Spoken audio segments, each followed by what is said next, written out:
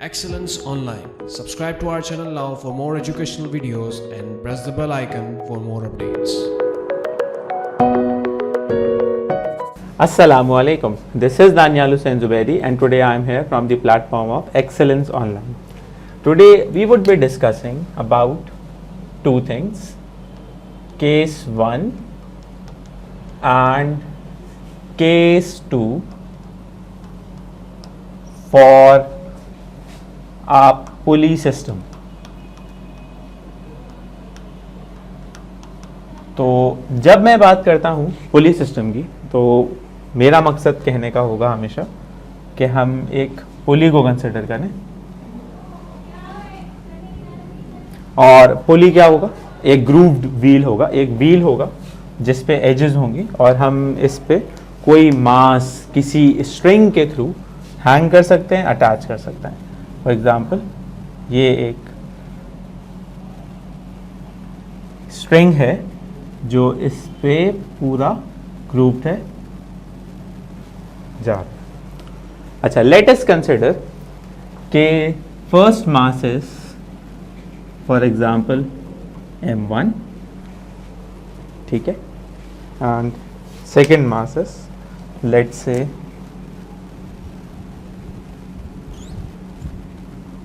For example m2। तो हमने अभी तक क्या डिस्कस किया है? हमने डिस्कस किया एक पुली सिस्टम जिसमें दो मासेज होंगे, एक होगा m1, एक होगा m2। मैं चाहता हूं कि मैं इस पुली सिस्टम के लिए केस 1 सॉल्व करूं और केस 2 सॉल्व करूं। अच्छा, व्हेन आई से केस 1 सॉल्व करें और केस 2 सॉल्व करें, I mean to say that हम कैलकुलेट करने वाले हैं केस 1 के लिए एक्सेलरेशन एंड टेंशन।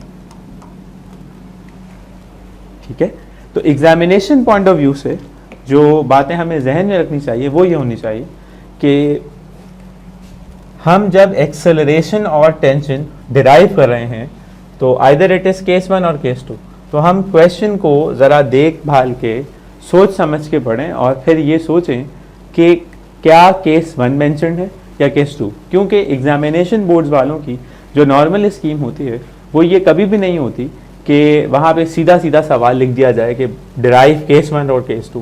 वो क्या कहते हैं? वो कहते हैं calculate acceleration and tension of a pulley system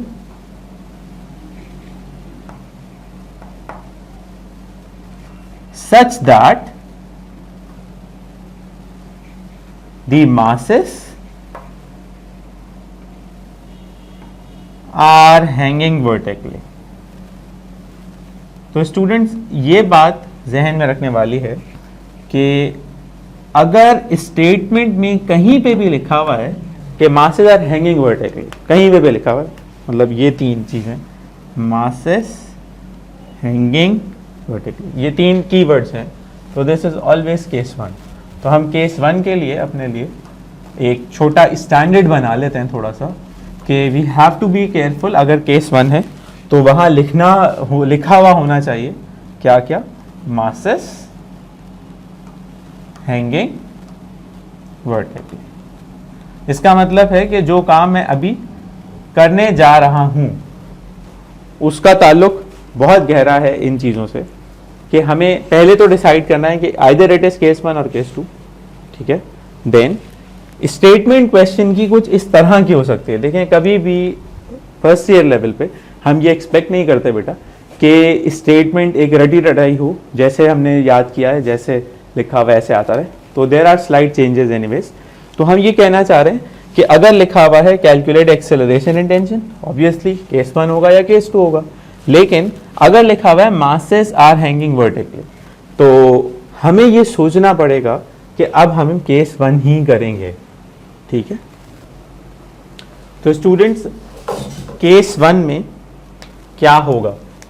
हमने कहा, हमने इस्टेब्लिश कर ली ये बात कि केस 1 का मतलब था कि हमें एक्सेलरेशन और टेंशन तो ड्राइव करनी ही करनी है, लेकिन हमें करनी है ऐसी सूरत हाल के लिए जहाँ पर पुली सिस्टम में दोनों मासेस वर्टिकली हैंग्ड हो।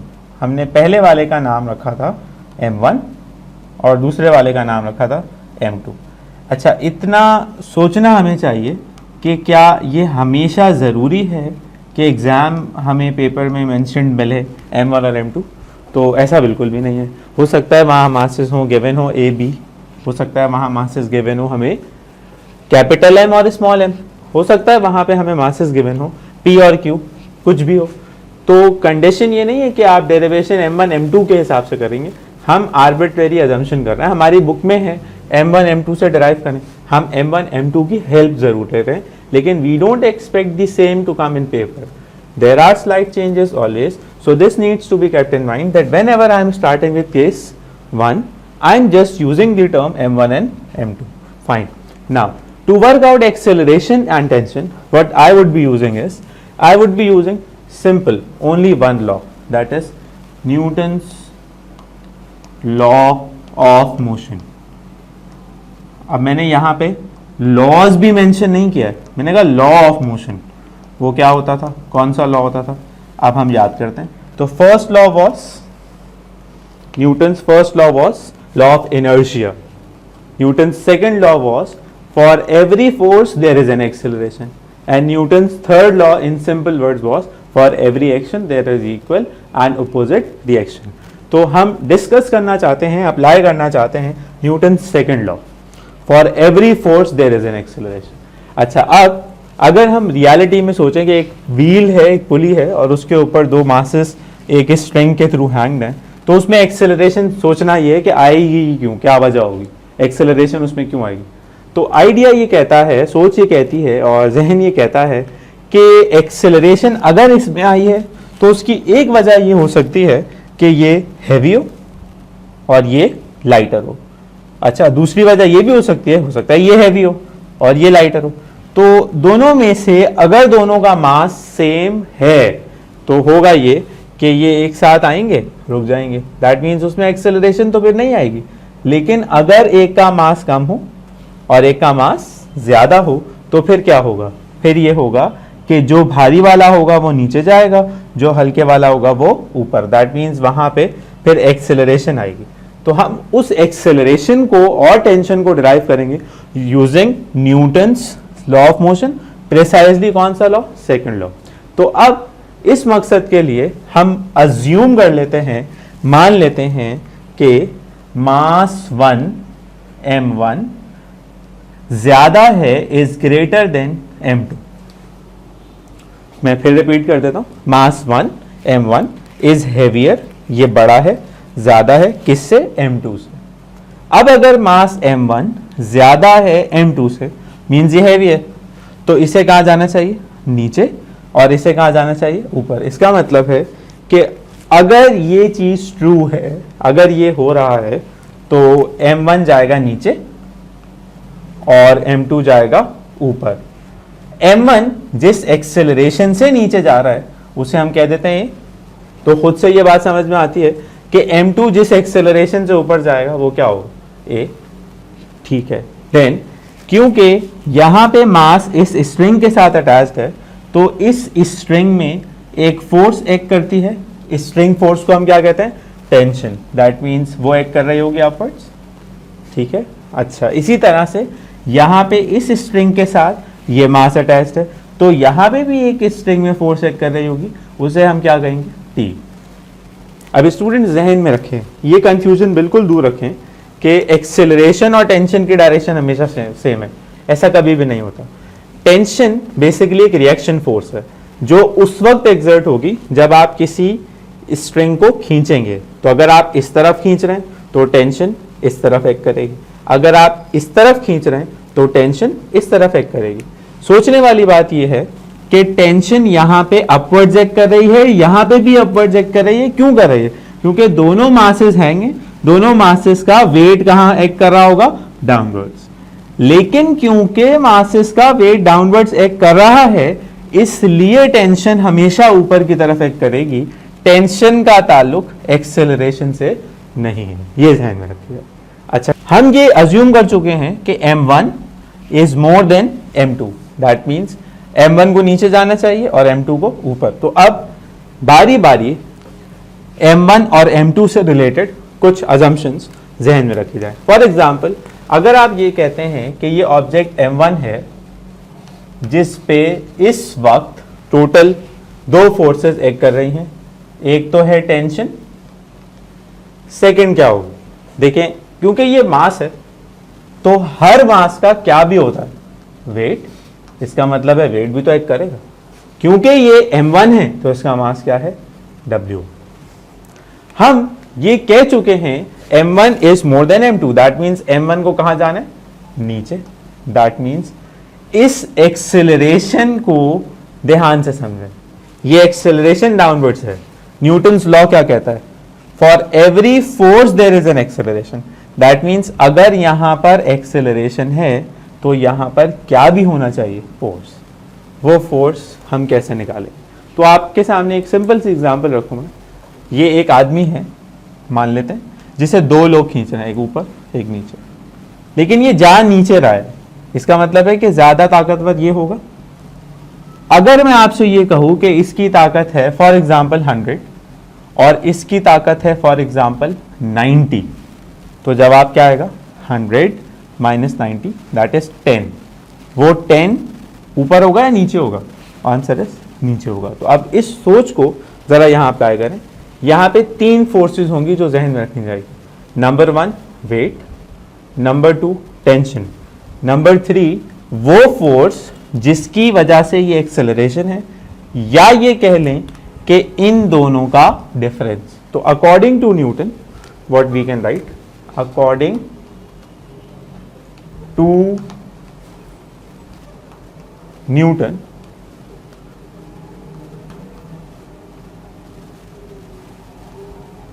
Second law,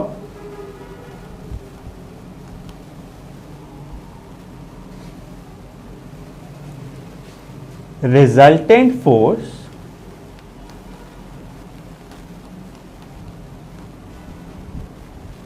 is equal to, जो इन दोनों का रिजल्ट है वो किसके बराबर होगा, ज्यादा फोर्स W1 माइनस कम फोर्स दैट इज T। तो रिजल्टेंट फोर्स की जगह we can only write F simply equals W1 minus T। F according to Newton's law ma, लेकिन ma तो होगा, लेकिन इसका मास क्या है m1, तो हम इसे ऐसे भी लिख सकते हैं इक्वल्स W1। इसकी जगह पे हम क्या लिख सकते हैं mg, और हमने इसको क्या कर दिया m1 माइनस टी। अच्छा, अब हो सकता है एग्जाम में सवाल आया हो p और q से, तो हम यहाँ पे लिखेंगे mp, क्योंकि अभी हम बात कर रहे हैं mp। हो सकता है यहाँ पे कैपिटल M हो तो ये भी कैपिटल M होगा, फिर ये M और कैपिटल M और कैपिटल M। तो ये हमें जहन में रखना है कि हम यहाँ अगर फॉर एग्जांपल बेटा P लिख रहे हैं और हम यहाँ पे M1 लिख देते हैं, तो how would the examiner understand that you are talking about MP, you are not talking about MP, you are talking about M1।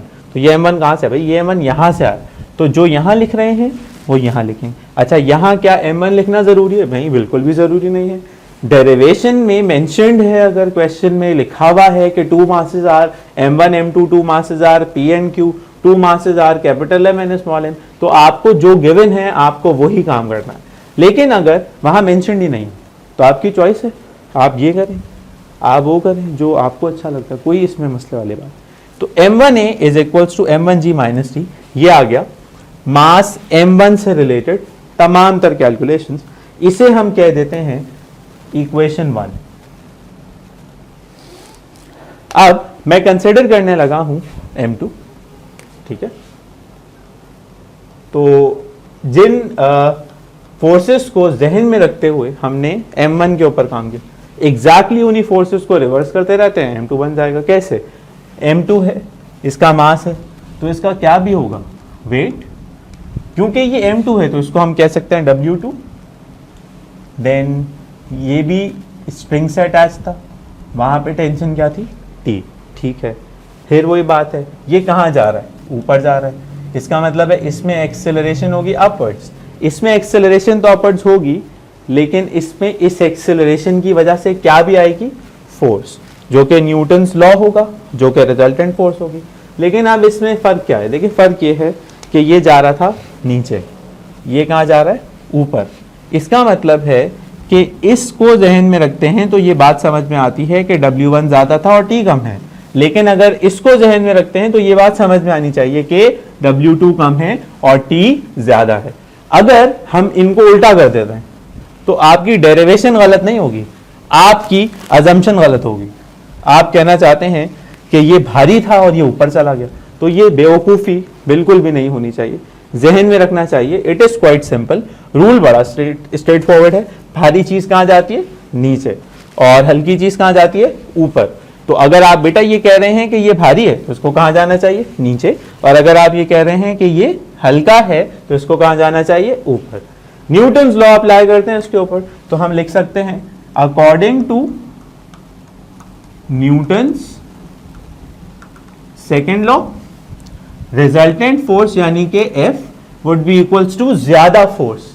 T ज्यादा है या W2, T ज्यादा है। क्यों T ज्यादा है, क्योंकि ये कहां जा रहा है, ऊपर, तो हम लिख सकते हैं T माइनस W2। फोर्स की जगह पे हम लिख सकते हैं MA according to law. M1 हो चुका है, अब हम बात कर रहे हैं M2 की, तो ये बन जाएगा M2A T माइनस M2G।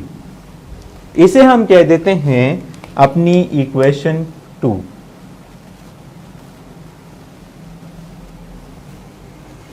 तो मैं फिर से रिपीट कर देता हूं। हमने कहा कि we are talking about case 1। Case 1 में there are two masses that are hanging vertically. 3 keywords identify किए थे, स्पेसिफाई किए थे। फर्स्ट क्या था, मासेस, सेकंड क्या था, हैंगिंग, थर्ड क्या था, वर्टिकली। तो masses are hanging vertically, then we assumed mass m1 is more than mass m2. m1 ज्यादा है, m2 कम है. What happens next? m1, since this is heavy, this has to move downwards. We are saying this is moving downwards with an acceleration a. So the counterpart, the other part should go upwards with the same acceleration. What we did was we applied Newton's law. Resultant force would be equals to maximum force minus minimum force, that is W1 minus T.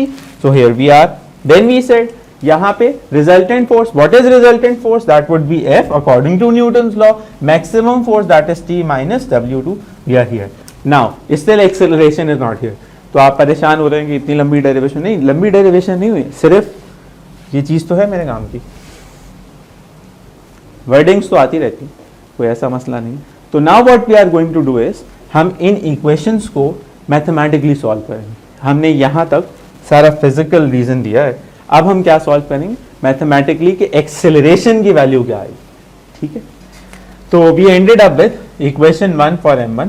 Equation m1 was m1a equals m1g minus t, and equation 2 is m2a equals t minus m2g. तो first to calculate acceleration,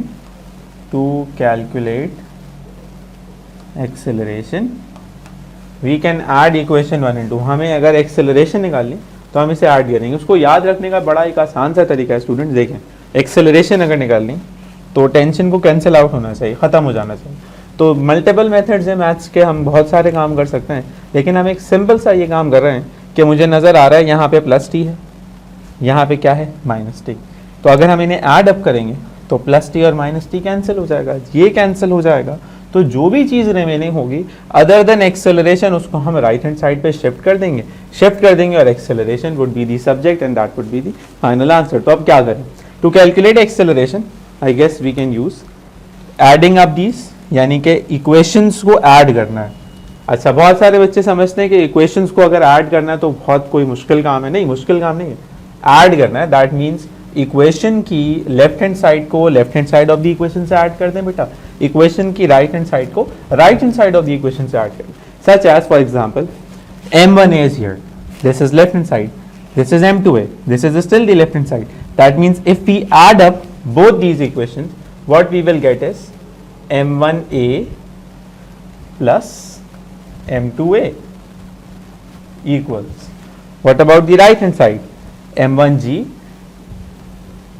minus t plus t minus m2g। तो आप note करें, ये लिखी हुई है first equation m1a m1g minus T. तो first अपनी जगह पे है, लेफ्ट भी राइट भी, सेकंड अपनी जगह पे है, लेफ्ट भी राइट भी। अब क्या हो सकता है, ये कैंसिल हो सकता है, क्या बचेगा, यहाँ से एक्सेलरेशन कॉमन आ सकता है। That means left hand side can be a common, you are left with m1 plus m2 equals, यहाँ से m1g माइनस m2g में से g कॉमन ले सकते हैं, तो we can write m1 minus m2g। That means a would be equals to m1 minus m2g upon m1 plus m2. So this concludes the acceleration for case 1. Now what about tension for case 1? So to calculate tension,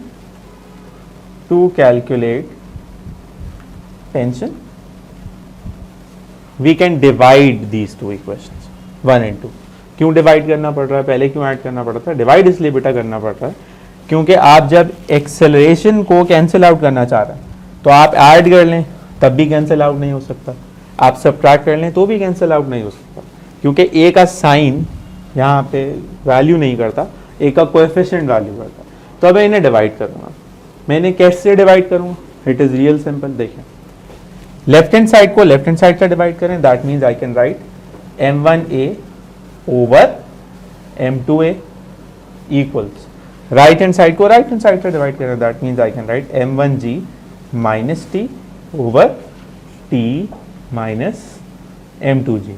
तो हमने क्या किया, हमने left hand side of the equation को left hand side of the equation से divide किया, right hand side of the equation को right hand side of the equation से डिवाइड किया। इक्वेशन 1 एंड 2 ये थी, डिवीजन कर लिया, ये आ गया। ए कैंसिल हो सकता है, ठीक है, यहाँ रिमाइंडर होगा m1, so we can cancel out acceleration, number 1। Number 2, we can shift these terms, मतलब आप कॉमन वर्ड में what you can say is you can cross multiply both the equations. t minus m2g यहाँ पे divide हो रहा है, left hand side पे जाकर मल्टीप्लाई हो जाएगा, m2 राइट हैंड साइड पे लेफ्ट हैंड साइड पे डिवाइड हो रहा है, राइट हैंड साइड पे जाके मल्टीप्लाई हो जाएगा। तो हम एक काम यहाँ पे कर लेते हैं, एक्सेलरेशन तो कैंसिल हमने कर दी, शिफ्टिंग भी कर लेते हैं। That means I can write m1 times t minus m2g equals, m2 यहाँ आएगा तो this would now be m2 times m1g minus t। तो अब क्या रह गया है, अब सिर्फ सिंप्लीफिकेशन रह गई है, वो भी किस तरह से कि हम t आइसोलेट करना चाहते हैं, अलग करना चाहते हैं, क्योंकि हम क्या निकाल रहे हैं, हम निकाल रहे हैं टेंशन। तो हमें t दोनों इक्वेशंस में से अलग करना है, तो हम सिंपल मैथ्स को यूज करते हुए t को अलग कर लेंगे। This would now becomes m1t minus m1 m2g equals, left hand side would now be m1 m2g minus m2t. So let's bring this term on the right hand side, this term on the left hand side. So this would now look as m1t, it stays here, plus m2t. Then what happens next? Equals, this has been shifted, so m1 m2g plus m1 m2g. t is common, that means we can have t times m1 plus m2 equals m1 m2g plus m1 m2g would be 2 m1 m2g. So this term is getting multiplied on left hand side. When we are shifting it to right hand side, it should be divided. That means t can be equals to 2 m1 m2g over m1 plus m2. So with this ends the case 1. तो हमने case 1 में क्या discuss किया था? हमने case 1 में discuss किया था दो चीज़ें। सबसे पहले कि हम कैसे आइडेंटिफाई करेंगे कि केस 1 है और केस 2 है। सेकंड हमने क्या डिस्कस किया कि हम क्या निकालेंगे, एक्सेलरेशन निकालेंगे और क्या निकालेंगे, टेंशन निकालेंगे। तो हमने केस 1 को आइडेंटिफाई कैसे किया था? ये these both the masses were hanging vertically. Remember 3 critical words, 3 keywords. What were they? Number 1, masses hanging vertically. So masses are hanging vertically, we are having acceleration right here. Masses are hanging vertically, we are having tension right here. ठीक है। तो हमने students आज के video में case 1 discuss किया। Case 1 में हमने क्या डिस्कस किया था कि 2 ऑब्जेक्ट्स आर हैंगिंग वर्टिकली, और फिर हमने डिराइव की एक्सेलरेशन एंड टेंशन। तो केस 2 में हमने डिराइव किया जैसा केस 1 में किया था, एक्सेलरेशन एंड टेंशन। डिफरेंस क्या था? डिफरेंस ये था कि केस 1 में दे वर हैंगिंग वर्टिकली, केस 2 में one of the objects was placed on a surface and acceleration and tension is right. तो अब तक के लिए इतना ही, मिलते हैं आपसे फिर एक नए वीडियो और नए टॉपिक के साथ इंशाल्लाह ताला नेक्स्ट वीडियो में। जब तक अपना ख्याल रखें।